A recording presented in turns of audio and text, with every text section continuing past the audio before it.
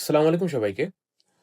গত লেকচারে আমরা আলোচনা করেছিলাম যে সালোক সংশ্লেষণ প্রক্রিয়া বিভিন্ন প্রকার সাইকেল। সো এই লেকচারে আমরা আলোচনা করব যে সালোক সংশ্লেষণ প্রক্রিয়ার ক্ষেত্রে প্রভাবকের ভূমিকা। অর্থাৎ প্রভাবক কিভাবে সালোক সংশ্লেষণ যে হারটা আছে সেই হারটাকে বৃদ্ধি করবে অথবা হ্রাস করবে। তো চলুন লেকচারটা আমরা শুরু করি। ফার্স্টে আমরা আলোচনা করব যে প্রভাবক জিনিসটা আসলে কি। প্রভাবক হচ্ছে যে ওই সকল পদার্থ যারা বিক্রিয়ার মধ্যে উপস্থিত থেকে বিক্রিয়ার গতিকে হ্রাস বা বৃদ্ধি করবে এবং বিক্রিয়া শেষে তারা নিজেরাই অপরিবর্তিত অবস্থায় থাকবে, সেটা হচ্ছে মূলত প্রভাবক। এখন প্রভাবক হচ্ছে দুই প্রকার, সেটা হচ্ছে বাহ্যিক প্রভাবক এবং অভ্যন্তরীণ প্রভাবক। তো আমরা লিখতে পারি যে প্রভাবক হচ্ছে দুই প্রকার। ফার্স্ট হচ্ছে বাহ্যিক প্রভাবক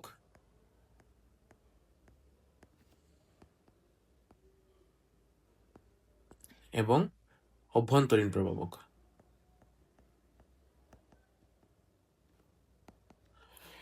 তো বাহ্যিক প্রভাবক কোনগুলা?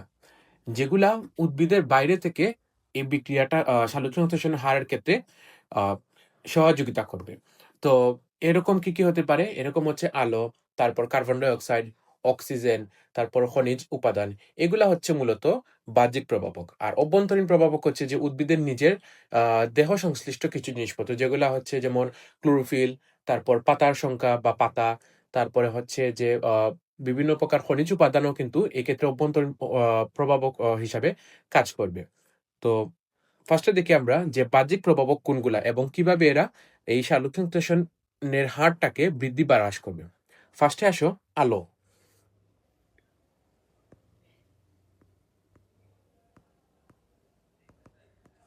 তো আলো আমাদের এই যে সালোক সংশ্লেষণ প্রক্রিয়াটার ক্ষেত্রে অনেক গুরুত্বপূর্ণ ভূমিকা পালন করে।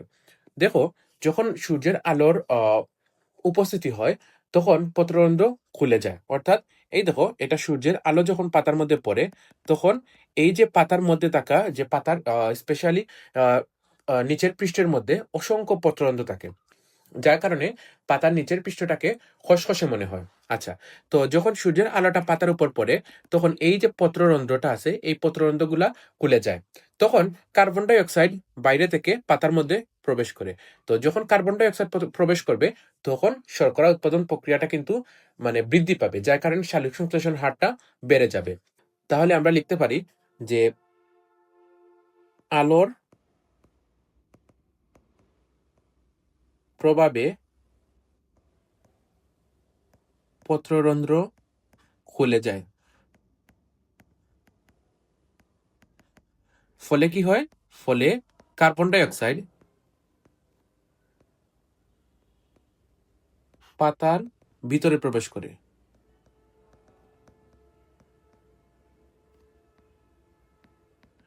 তাহলে কি হবে? যদি কার্বন ডাই অক্সাইড পাতার ভিতরে প্রবেশ করে, তাহলে সালোক সংশ্লেষণ প্রক্রিয়ার ক্ষেত্রে এই যে কার্বন ডাই অক্সাইডটা ইউজ হবে এবং শর্করা উৎপাদনটা ত্বরান্বিত হবে। অর্থাৎ আল্টিমেটলি সালোক সংশ্লেষণের হারটা বেড়ে যাবে। তাহলে যদি আলোর পরিমাণ বাড়ে, তাহলে সালোক সংশ্লেষণের হার বৃদ্ধি পাবে।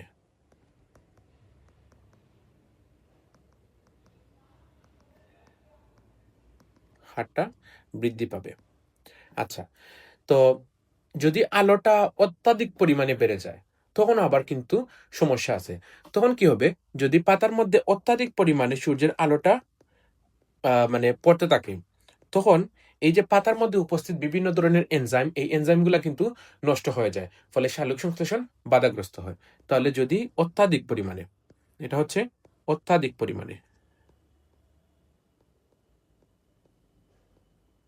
অত্যাধিক পরিমাণে বৃদ্ধি পায়, তখন কি হয়? যে পাতার মধ্যে উপস্থিত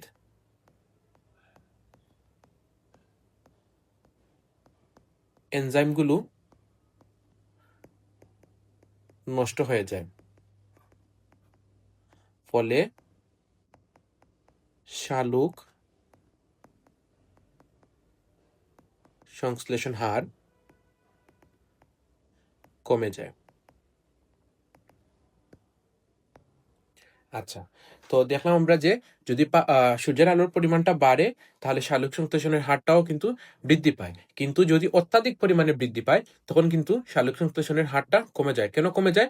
পাতার মধ্যে যে উপস্থিত এনজাইমগুলো আছে এই এনজাইমগুলা নষ্ট হয়ে যায়। এখন দেখি আমরা যে কিছু স্পেসিফিক আলো আছে যে সকল আলোর ক্ষেত্রে সালোক সংশ্লেষণের হার অনেক ভালো হয়। আবার কিছু আলো আছে যাদের ক্ষেত্রে সালোক সংশ্লেষণের হারটা আ একেবারে কমে যায়। আবার একক আলো হিসাবেও আলো আছে যেগুলা সালোক সংশ্লেষণের হারটাকে খুবই মানে বৃদ্ধি করতে সহায়তা করে। তাহলে আসো দেখি আমরা যে এই সালোক সংশ্লেষণের ক্ষেত্রে আলোর আরো কি ভূমিকা আছে। তো আমরা যদি লিখি এই জায়গার মধ্যে সালোক সংশ্লেষণ।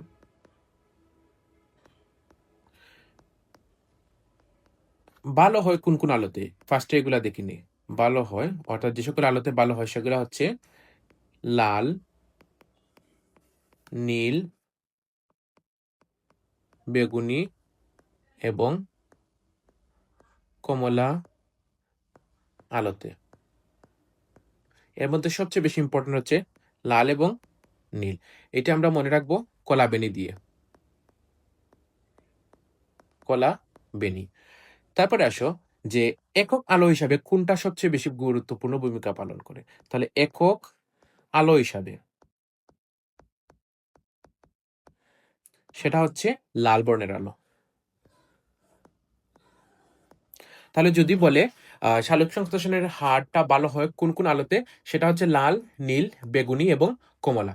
কিন্তু তাদের মধ্যে একক আলো হিসাবে লাল সবচেয়ে বেশি গুরুত্বপূর্ণ ভূমিকা পালন করে। অর্থাৎ লাল আলোর ক্ষেত্রে সালোক সংশ্লেষণের হারটা কিন্তু অনেক বেশি হয়। তারপরে দেখি যে সালোক সংশ্লেষণের হার ভালো হয় না। কিছু আলো আছে। ভালো হয় না। সো কোন আলোতে ভালো হয় না?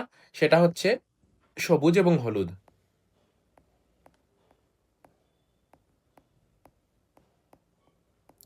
তাহলে এই ২ টা আলো কিন্তু সালোক সংশ্লেষণের হারটাকে কিন্তু কমিয়ে ফেলে। আচ্ছা, এখন আসি যে এই আলোর তরঙ্গদৈর্ঘ্য কত হওয়া দরকার বা অপটিমাম যে তরঙ্গ দৈর্ঘ্যটা আছে সেটা কত হওয়া দরকার? তরঙ্গ দৈর্ঘ্য। এটা হচ্ছে ল্যামডা দিয়ে আমরা প্রকাশ করি। সেটা হচ্ছে যে ৪০০ থেকে ৪৮০ এবং ৬৮০ ন্যানোমিটার। এই রেঞ্জের মধ্যে সালোক সংশ্লেষণের হারটা খুবই ভালো পরিমাণে হয়। তাহলে দেখো এগুলো আমাদের সিকিউ এবং এমসিকিউর জন্য খুবই ইম্পর্টেন্ট। স্পেশালি এমসিকিউর জন্য এই যে টপিকটা, এই যে প্রভাবকটা কিন্তু খুবই গুরুত্বপূর্ণ একটা টপিক। তারপরে দেখি যে বাহ্যিক প্রভাবক আরেকটা হচ্ছে সেটা হচ্ছে 2nd কার্বন ডাই অক্সাইড। আচ্ছা। তো কার্বন ডাই অক্সাইড ছাড়া কিন্তু সালোক সংশ্লেষণটা চলবে না। কারণ আমরা কি জানি যে কার্বন ডাই অক্সাইড, পানি এই ২ টা সহায়তায় সূর্যের আলো এবং ক্লোরোফিল ইউজ করে উদ্ভিদ কিন্তু তৈরি করে C6H12O6 বা শর্করা এবং পানি এবং অক্সিজেন। তো এই কার্বন ডাই অক্সাইড যদি নাই থাকে তাহলে কিন্তু এই সালোক সংশ্লেষণ প্রক্রিয়াটা একেবারে বন্ধ হয়ে যাবে। সো কার্বন ডাই অক্সাইড ছাড়া কার্বন ডাই অক্সাইড ছাড়া সালোক সংশ্লেষণ চলবে না। আচ্ছা। তো কার্বন ডাই অক্সাইডের পরিমাণ যদি বৃদ্ধি পায় তখন সালোক সংশ্লেষণের হারটাও কিন্তু বৃদ্ধি পাবে।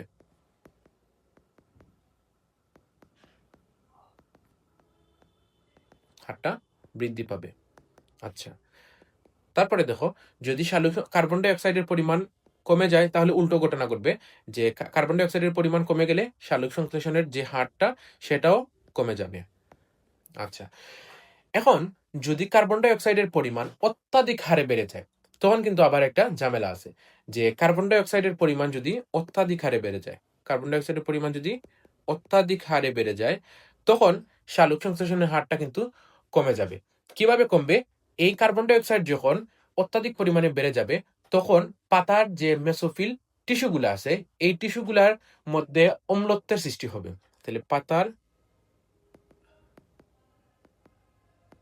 মেসোফিল টিস্যুতে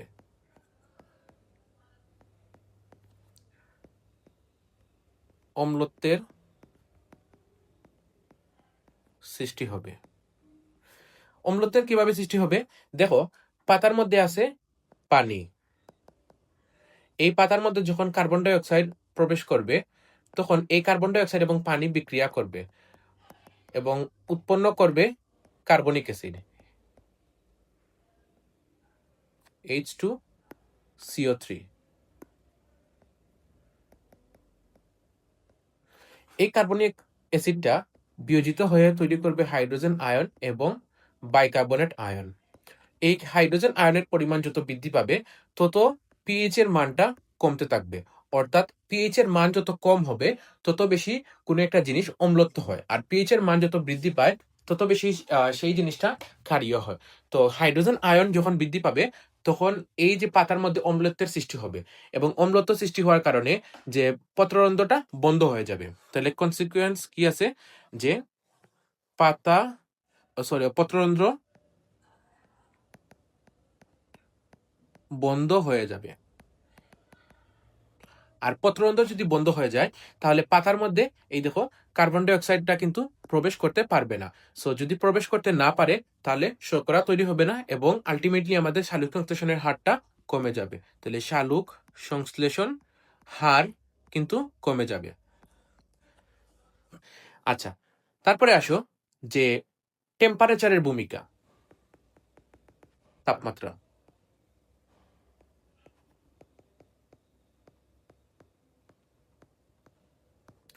তাপমাত্রার ভূমিকা হচ্ছে খুবই গুরুত্বপূর্ণ। টেম্পারেচার আমাদের পরিবেশের মধ্যে নর্মালি প্রতিনিয়ত কিন্তু বৃদ্ধি পাচ্ছে। সো দেখা গেছে যে টেম্পারেচার যদি একেবারে কমে যায় বা একটা নির্দিষ্ট টেম্পারেচার চেয়ে বেশি হয়ে যায়, তখন শালুক সংশ্লেষণের হারটা কমে যায়। যখন টেম্পারেচার 0°C হয়, 0°C কাছাকাছি চলে আসে এবং 45°C উপরে, অর্থাৎ এই টেম্পারেচার দুইটা খুবই ইম্পর্টেন্ট, যে 0°C কাছাকাছি, 0°C এর কাছাকাছি এবং 45°C এর উপরে যদি চলে আসে, তাহলে শালুক সংশ্লেষণ হারটা কিন্তু কমে যাবে,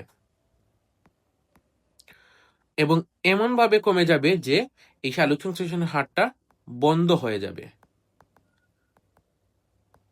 অর্থাৎ 0°C এর কাছাকাছি এবং 45°C টেম্পারেচারের উপরে, যদি 45°C এর উপরে টেম্পারেচার হয়ে যায়, তাহলে এই শালুক সংশ্লেষণটা বন্ধ হয়ে যাবে। আর যদি আমরা দেখি যে একটা অপটিমাম টেম্পারেচার, যে কোন টেম্পারেচারে শালুক সংশ্লেষণের হারটা সবচেয়ে বেশি ভালো হবে, সো এই টেম্পারেচারটা হচ্ছে অপটিমাম টেম্পারেচার, যে টেম্পারেচারে শালুক সংশ্লেষণ সবচেয়ে ভালো হয়।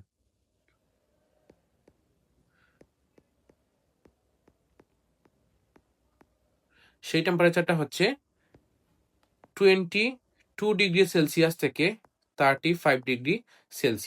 এই টেম্পারেচারটা খুবই ইম্পর্টেন্ট, কারণ এই টেম্পারেচার শালুক সংশ্লেষণের ক্ষেত্রে হেল্প করবে। আর আরেকটা টেম্পারেচার আছে যেটা শোষণের ক্ষেত্রে স্পেসিফিকলি আছে। সো এই দুইটা টেম্পারেচার খুবই মনে রাখতে হবে, কারণ এইগুলা এমসিকিউতে বারবার আসে। আচ্ছা, তো এই 22°C টেম্পারেচার থেকে 25°C টেম্পারেচার, এই রেঞ্জের মধ্যে যখন টেম্পারেচার থাকবে, তখন শালুক সংশ্লেষণের হারটা অনেক ভালো হয়। আবার দেখা গেছে যে 22°C কম, যদি আস্তে আস্তে কমতে শুরু করে 22°C থেকে, তাহলে শালুক সংশ্লেষণের হারটা কমে যায়। আবার 35°C উপরেও যদি চলে যায়, তখন শালুক সংশ্লেষণের হারটাও কিন্তু কমতে থাকে। সো এই টেম্পারেচার যদি মেনটেন হয়, তাহলে শালুক সংশ্লেষণের হারটা অনেক ভালো হবে। তারপরে দেখি যে পানির কি ভূমিকা আছে। পানি, আচ্ছা, তো প্রিভিয়াসলি আমরা দেখে আসছি যে শালুক সংশ্লেষণ প্রক্রিয়ায় যখন পানির ফটোলাইসিস হয়, তখন ইলেকট্রন উৎপন্ন হয়, হাইড্রোজেন আয়ন উৎপন্ন হয় এবং অক্সিজেন উৎপন্ন হয়। তাহলে এই যে পানিটা আছে, এই পানিটা যখন বিয়োজিত হয় সূর্যের আলোর উপস্থিতিতে এবং ম্যাঙ্গানিজ আয়ন এবং ক্লোরাইড আয়নের উপস্থিতিতে, তখন এই পানিটা ভেঙে উৎপন্ন হয় দুই অণু হাইড্রোজেন আয়ন প্লাস 2টি ইলেকট্রন প্লাস হাফ মোল অক্সিজেন। যদি আমরা এটাকে সমতা করি, তাহলে এটা হবে যে 4 অণু হাইড্রোজেন আয়ন প্লাস 4টি ইলেকট্রন প্লাস 1 মোল অক্সিজেন। তাহলে দেখো এই যে হাইড্রোজেন আয়নটা, এই হাইড্রোজেন আয়নটা পরবর্তীতে কার্বন ডাই অক্সাইড কে বিজারণ করার জন্য বিভিন্ন গতিপথে অংশগ্রহণ করে। আর এই যে অক্সিজেনটা, এই অক্সিজেনটা পরিবেশের মধ্যে নির্গত হয় এবং পরবর্তীতে এইটা শোষণের ক্ষেত্রে গুরুত্বপূর্ণ ভূমিকা পালন করে। আচ্ছা, তাহলে দেখো যে এই যে পানিটা আছে, এই পানিটা যখন কমে যায়, তখন কমে গেলে কি হয়, পাতাটা স্ফীতি হ্রাস পায়। সরি, পাতা না, পত্ররন্ধ্রের স্ফীতি হ্রাস পায়। তাহলে পানি যদি কমে যায় তাহলে পত্ররন্ধ্রের স্ফীতি, পানি কমে গেলে পত্ররন্ধ্রের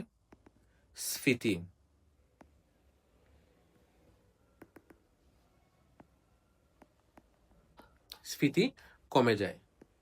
স্ফীতি মানে হচ্ছে মোটা হওয়া, মানে হচ্ছে মোটা হওয়া। তো যখন পাতার মধ্যে পানি প্রবেশ করে তখন পত্ররন্ধ্রটা এইভাবে অনেক মোটা হয়ে থাকে, এবং মোটা বলতে বোঝানো হচ্ছে স্ফীত হয়ে থাকে, এবং স্ফীত হলে পত্ররন্ধ্রটা কিন্তু খুলে যায়। কিন্তু যখন পাতার মধ্যে পানির অভাব দেখা দেয় তখন এই পত্ররন্ধ্রটা স্ফীতি হারায় এবং শিথিল হয়ে যায়, তখন পত্ররন্ধ্র বন্ধ হয়ে যায়, এইভাবে চুপসে যায়, যার কারণে কার্বন ডাই অক্সাইড আর প্রবেশ করতে পারে না। সো পাতার মধ্যে যখন পানির অভাব দেখা দিবে তখন পত্ররন্ধ্র স্ফীত হয়ে যাবে, শিথিল হয়ে যাবে, যার কারণে যে পাতার মধ্যে যে কার্বন ডাই অক্সাইড এর প্রবেশ বাধাগ্রস্ত হবে এবং শালুক সংশ্লেষণ হারটা কমে যাবে। সো আলটিমেটলি পানি যদি কমে যায় তাহলে পত্ররন্ধ্র তার স্ফীতি হারাবে, অর্থাৎ মোটা থেকে এটা শুকিয়ে যাবে, সেই জিনিসটাকে বলা হয় শিথিল হয়ে যাওয়া, এবং কার্বন ডাই অক্সাইডের যে প্রবেশটা সেটা বাধাগ্রস্ত হবে এবং শালুক সংশ্লেষণের হারটা কিন্তু কমে যাবে। আবার যদি পানি অত্যাধিক হারে কমে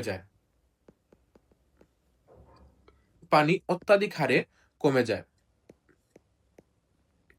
তখন এই যে পাতার মধ্যে থাকা বিভিন্ন ধরনের এনজাইম আছে, পানির অভাবে সেগুলা বিনষ্ট হয়ে যায়, যার কারণে আবার শালুক সংশ্লেষণের হারটাও কিন্তু কমে যায়। তাহলে অত্যাধিক হারে যখন কমে যায় তখন পাতার মধ্যে উপস্থিত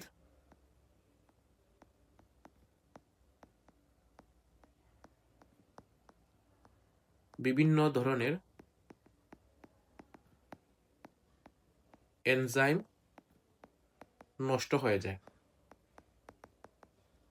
এবং যার কারণে এই শালুক সংশ্লেষণের হারটাও কিন্তু কমে যায়। তাহলে দেখো পানির পরিমাণ যদি নর্মালি কমে যায় তাহলেও শালুক সংশ্লেষণের পরিমাণ হারটা কমে, আবার অত্যাধিক পরিমাণে কমে গেলে এনজাইম বিনষ্ট হয়ে যায়, যার কারণে শালুক সংশ্লেষণের হারটা কমে যায়। তারপরে দেখি যে অক্সিজেনের কি ভূমিকা আছে। অক্সিজেনের ক্ষেত্রে দেখো যে আমরা কি জানি যে এই শালুক সংশ্লেষণ প্রক্রিয়ায় মূলত ব্যবহৃত হয় কার্বন ডাই অক্সাইড, কিন্তু যদি দেখো এক্ষেত্রে কিন্তু কোনো ধরনের অক্সিজেন ইউজ হয়নি, কিন্তু অক্সিজেন উৎপাদ হিসাবে ইউজ হয়েছে। তো অক্সিজেনের পরিমাণ যদি বাড়ে, আলটিমেটলি তো অক্সিজেন উদ্ভিদের জন্য দরকার না। সো অক্সিজেন যদি বেড়ে যায় তাহলে শালুক সংশ্লেষণের হারটা কিন্তু কমে যাবে। তাহলে অক্সিজেন যদি বাড়ে তাহলে শালুক সংশ্লেষণ হার সেটা কিন্তু কমে যাবে। সো অক্সিজেন বাড়লে শালুক সংশ্লেষণের হারটা কমে যাবে। আবার অক্সিজেন যদি কমে যায় তাহলে শালুক সংশ্লেষণের হারটা কিন্তু বেড়ে যাবে।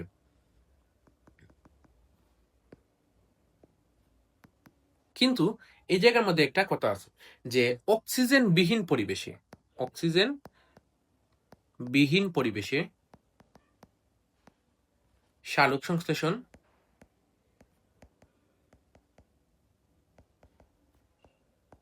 একেবারে বন্ধ হয়ে যায়।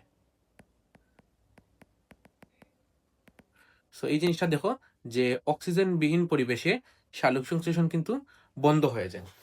এটা মূলত তোমাদের জানার দরকার নেই, তারপরে আমি জাস্ট বলে রাখি যে অক্সিজেন বিহীন পরিবেশ যখন সৃষ্টি হবে তখন এই শ্বসন প্রক্রিয়ার জন্য মূলত উদ্ভিদের অক্সিজেন দরকার হয়।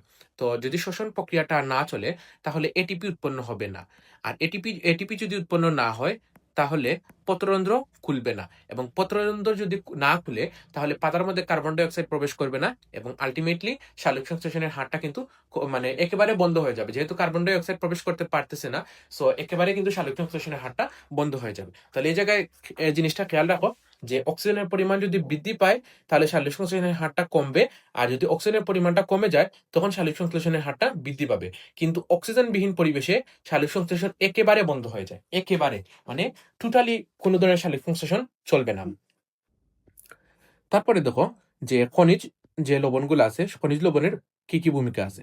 তো খনিজ লবণ কোনগুলা, যেগুলা হচ্ছে উদ্ভিদ মূলের মাধ্যমে মাটি থেকে বিভিন্ন ধরনের আয়ন আকারে শোষণ করে থাকে। সো এই সকল খনিজ উপাদানের মধ্যে কিছু খুবই ইম্পর্টেন্ট কিছু জিনিস আছে বা উপাদান আছে খনিজ লবণ। তো এর মধ্যে দেখো নাইট্রোজেন আর ম্যাগনেসিয়াম আর আছে আয়রন। তো এই যে নাইট্রোজেন এবং ম্যাগনেসিয়াম এগুলা হচ্ছে ক্লোরোফিলের প্রধান উপকরণ, ক্লোরোফিলের প্রধান উপাদান বা উপকরণ।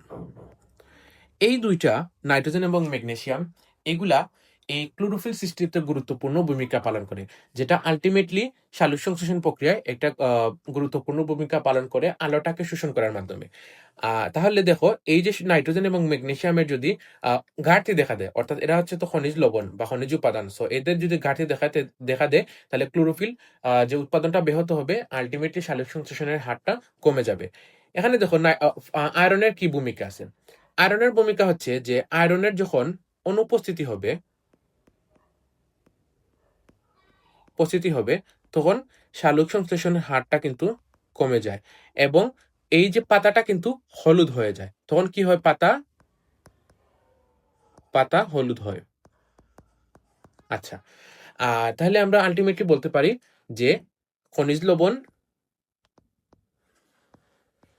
যদি বৃদ্ধি পায় তাহলে সালোক সংশ্লেষণ হারটা বৃদ্ধি পাবে। তাহলে খনিজ লবণ যদি বৃদ্ধি পায় তাহলে সালোক সংশ্লেষণের হারটা বৃদ্ধি পাবে, আর খনিজ লবণ যদি কমে যায় তাহলে সালোক সংশ্লেষণের হারটা কমে যাবে। এখন আসি যে কিছু রাসায়নিক পদার্থ যেগুলা এই সালোক সংশ্লেষণের উপর একটা ভূমিকা রাখে। তো এরপর পয়েন্ট হচ্ছে সালোক সংশ্লেষণের রাসায়নিক পদার্থ।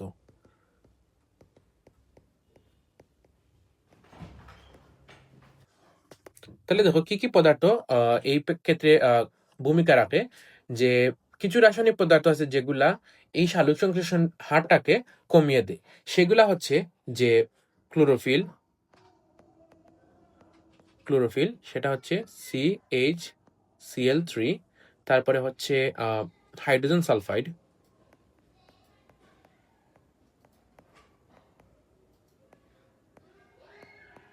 এটা হচ্ছে H2S, তারপরে হচ্ছে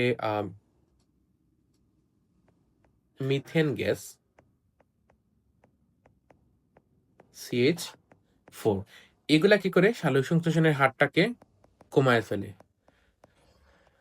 সো এগুলা বিষাক্ত পদার্থ, এগুলা পাতার মধ্যে বিষক্রিয়া সৃষ্টি করে, যার কারণে সালোক সংশ্লেষণের হারটা কমে যায়।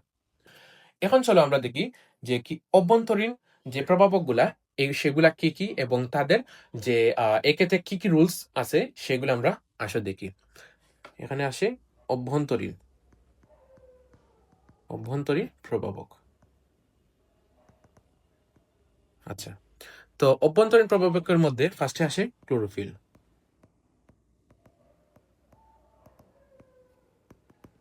তো ক্লোরোফিল এটা কি, এটার কাজ হচ্ছে মূলত এই যে সূর্যের আলো থেকে যে ফোটন কণা আসে সেই ফোটন কণাকে শোষণ করা, এবং এই ফোটন কণা শোষণের মাধ্যমে যে এই সালোক সংশ্লেষণ প্রক্রিয়ায় যে যত প্রকার শক্তির প্রয়োজন সেই সবগুলা শক্তি যোগান দিয়ে থাকে। সো সূর্যের আলোটাকে শোষণ করাই হচ্ছে এর কাজ হচ্ছে আলোর ফোটন শোষণ করা।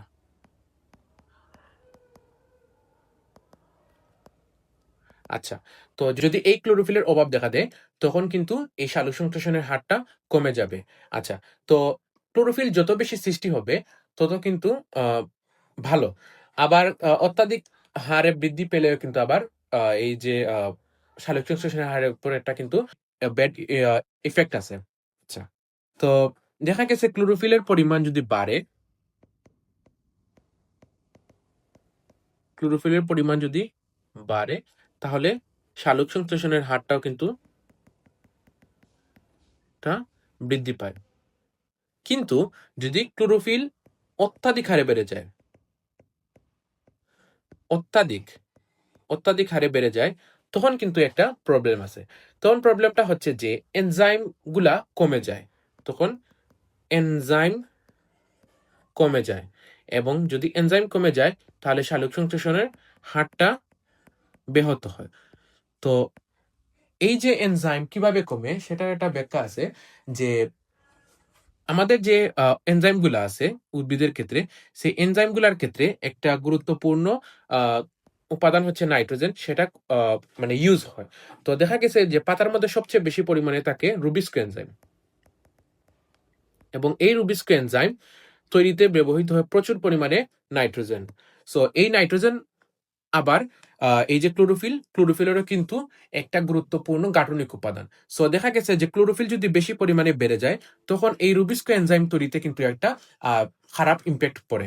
সো এই ক্লোরোফিল যদি বেশি পরিমাণে বাড়ে, তখন এই যে এনজাইম রুবিস্কো এনজাইম বা আলটিমেটলি যে এনজাইমগুলো আছে সেগুলো তৈরি হতে পারে না, যার কারণে সালোক সংশ্লেষণের হারটা কমে যায়। তারপরে আসো পাতার সংখ্যা এবং পাতার বয়স। পাতার বয়স,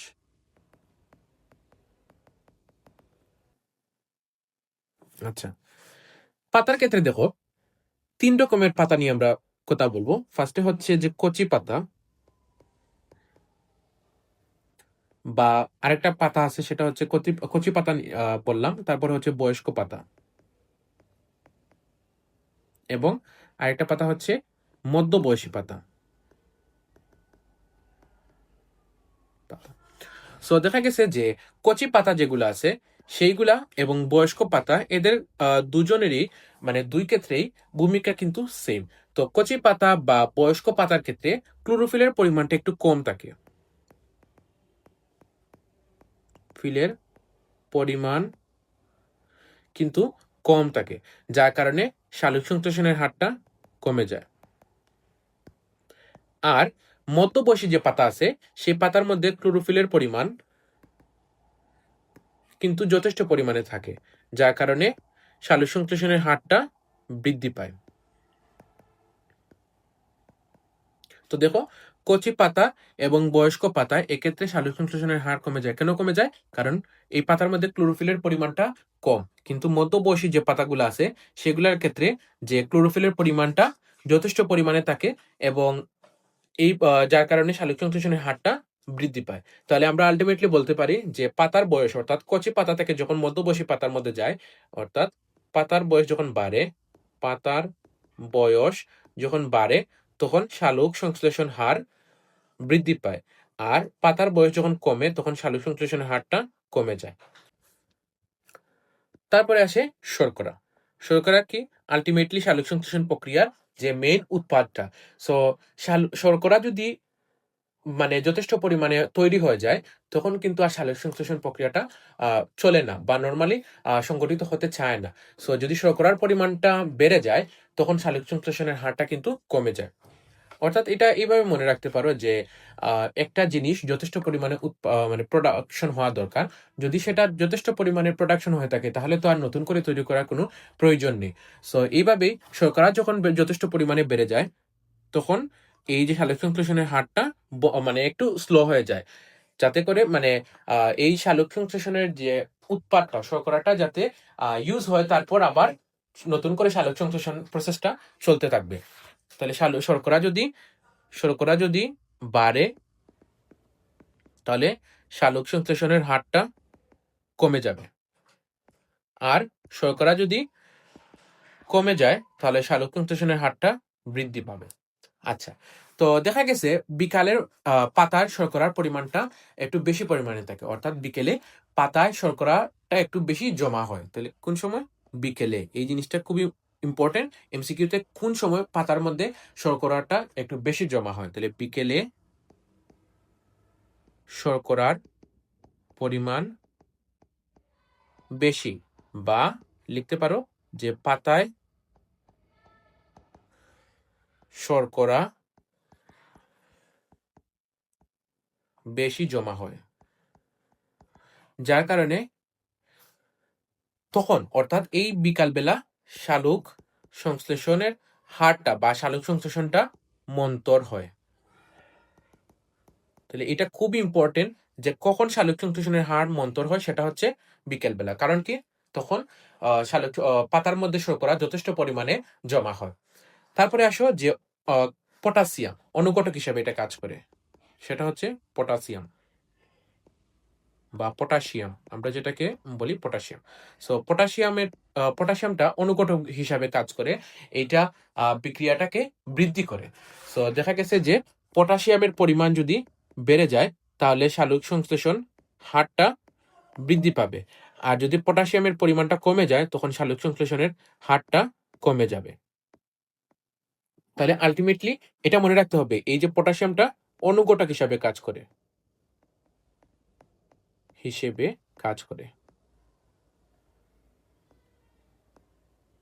এটা খুব ইম্পর্টেন্ট যে এমসিকিউতে বলবে কোনটা অনুঘটক হিসাবে কাজ করে, সেটা হচ্ছে পটাশিয়াম। আচ্ছা, তারপরে দেখো বিভিন্ন প্রকার এনজাইম আছে।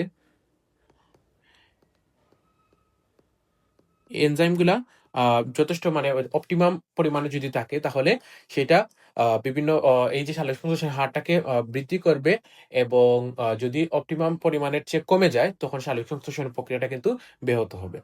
আচ্ছা, তো এই ছিল আমাদের যে আজকের আলোচনা, যে শালক সংশ্লেষণ প্রক্রিয়ার ক্ষেত্রে বা শালক সংশ্লেষণের হারের ক্ষেত্রে যে বিভিন্ন প্রকার প্রভাবকের ভূমিকা।